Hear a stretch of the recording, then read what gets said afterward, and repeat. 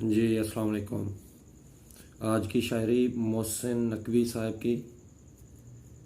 ज़िक्र शबे फ़िराक से वहशत उसे भी थी,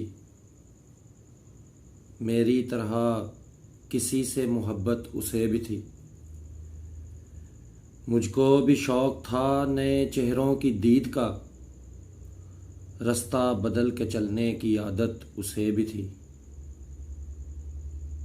सुनता था वो भी सबसे पुरानी कहानियाँ, शायद रफ़ाक़तों की ज़रूरत उसे भी थी। मोहसिन मैं उससे कह ना सका, यूं ही हाल दिल, यूं भी हाल दिल, दरपेश एक ताज़ा मुसीबत उसे भी थी।